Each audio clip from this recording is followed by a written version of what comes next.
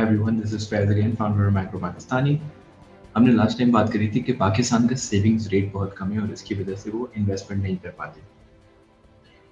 तो हमारा investment to GDP ratio जो है ऑलमोस्ट 15% है कोई, और यही नंबर जो है बांग्लादेश में 32% है और इंडिया में 28% है। सो हम बेसिकली आधा खर्च कर रहे हैं on investment and hoping for GDP growth in the future. अब ये इन्वेस्टमेंट जरूरी क्यों है? Investment is a critical component of GDP because ये एक लीडिंग इंडिकेटर होता है कि आपकी फ्यूचर इनकम्स कैसे ग्रो होंगी। अगर मैं आज इन्वेस्ट करूंगा तो मैं एक्सपेक्ट कर सकता हूँ मेरी फ्यूचर इनकम अर्निंग जो है वो बढ़ेगी। अगर फॉर एग्जांपल मैं फैक्ट्री लगा के उसमें मशीनरी ऑपरेट कर रहा हूँ तो I can expect to sell more products in the future, right? That's the basic thought process behind this. इसमें ज़रूरी बात ये सोचने की है कि सस्टेनेबल ग्रोथ के लिए इन्वेस्टमेंट आपको करनी ही करनी है, वरना क्या होगा कि आपकी पॉपुलेशन जैसे ग्रो होगी आपको पॉपुलेशन को सर्व करने के लिए गुड्स एंड सर्विसेज प्रोड्यूस करने पड़ेंगे, लेकिन अगर आपने इन्वेस्टमेंट नहीं की होगी तो आपकी प्रोडक्टिव कैपेसिटी नहीं होगी, आप वो गुड्स एंड सर्विसेज प्रोड्यूस ही नहीं कर पाएंगे। फिर लेकिन डिमांड तो फिर भी है, तो आप वो प्रोडक्ट्स इंपोर्ट करना शुरू कर देंगे फ्रॉम अदर कंट्रीज, राइट? ये स्टोरी बहुत फेमिलियर साउंड करनी चाहिए आपके लिए बिकॉज पाकिस्तान की economic story for the last at least 2 decades has been this exactly, कि आपने इन्वेस्टमेंट इतनी ज़्यादा बढ़ाई नहीं है, इसकी वजह से आपकी प्रोडक्टिव कैपेसिटी नहीं बढ़ी and you have been mostly reliant on imported increase reliance on imported goods.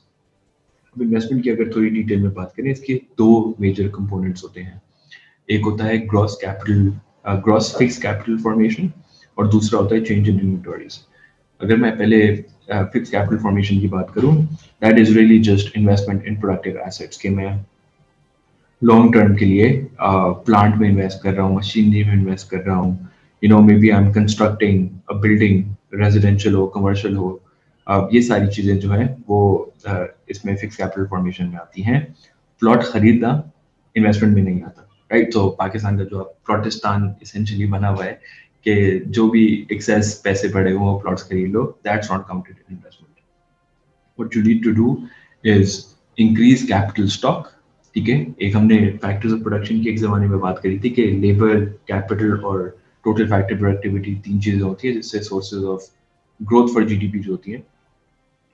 तो उसमें अगर हम कैपिटल फॉर्मेशन इंप्रूव करते हैं तो इनमें दो चीजें इंक्रीज होती हैं। सो कैपिटल तो ऑब्वियसली इंक्रीज होता है बिकॉज आप इन्वेस्टमेंट कर रहे हैं इन अ प्लांट फॉर एग्जांपल, और साथ में चांस ये भी है कि टोटल फैक्ट्री प्रोडक्टिविटी भी इम्प्रूव हो। अगर मैं किसी पुरानी फैक्ट्री में जिसमें वर्कर्स काम कर रहे हैं आगे कोई जदीद तरीन टेक्नोलॉजी इंस्टॉल कर दूं तो उसमें क्या होगा कि workers will not only become more efficient because आप हायर टेक्नोलॉजी डिवाइसेस यूज कर रहे हैं, उनकी हो सकता है ये भी हो कि आप बेटर क्वालिटी प्रोडक्ट्स, मोर इनोवेटिव प्रोडक्ट्स क्रिएट कर सकें। तो ये इन्वेस्टमेंट इसलिए बहुत जरूरी है कि लेबर को कॉम्प्लीमेंट करने के लिए जो भी चाहिए वो इन्वेस्टमेंट से ही आता है। तो ये एक तो हो गया कंपोनेंट पहला क्रॉस कैपिटल फॉर्मेशन का। दूसरा कंपोनेंट होता है चेंज इन इन्वेंटरीज का, विच इज स्टॉक एसेंशियली जो आपने रखा हुआ होता है। फिनिश गुड्स का हो गया, इंटरमीडिएट गुड्स का हो गया, रॉ मटेरियल का हो गया। अगर मुझे कल को अपनी फैक्ट्री में शर्ट्स बनवानी है, मुझे उसके लिए कॉटन स्टॉक में रखनी पड़ेगी, राइट? रॉ मटेरियल रखना पड़ेगा। कभी कभार अगर रिटेलर पे कुछ बिका नहीं, उसके जो फिनिश गुड्स पड़ा होगा वो भी स्टॉक में काउंट होता है। सो उसका स्टॉक का जो चेंज है वो भी इन्वेस्टमेंट में हर साल काउंट होता है। तो ये दो कंपोनेंट्स हो गए। जो आखिरी वाला पार्ट है वो इतना कोई एक्यूरेट फिगर्स नहीं होते पाकिस्तान में, it's just assumed to be 1.6% of GDP, क्योंकि आपके पास इतना क्लियर डेटा नहीं होता। और most of the investment in Pakistan is the first part which is gross fix capital formation. दूसरी बात इसमें जो आ जाती है वो ये है कि पब्लिक और प्राइवेट सेक्टर का स्प्लिट क्या है इस इन्वेस्टमेंट का।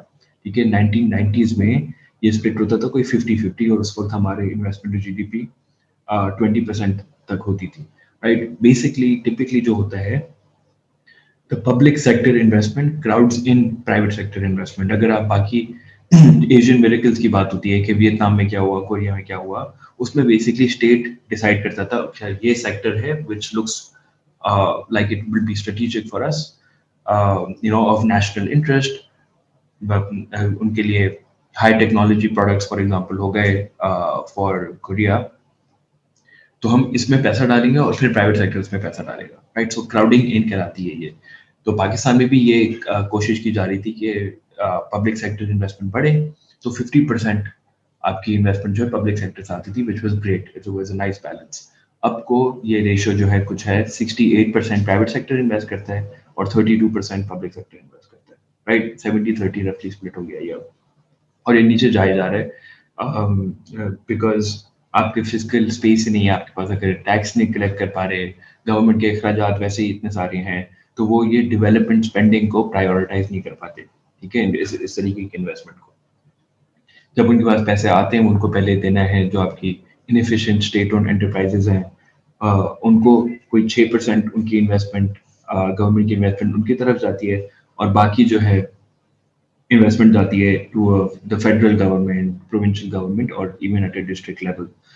लेकिन ये नंबर इतना कम हो गया है कि इसका you don't see it really crowding in private sector investment right now, but in order to improve investment in the future, आपको public sector investment along with everything else, जो ease of doing business improve करना है, foreign investors को encourage करना है, वो सब करने के साथ साथ आपको पब्लिक सेक्टर इन्वेस्टमेंट भी बढ़ानी पड़ेगी पाकिस्तान में। If you guys have any questions, feel free to ask.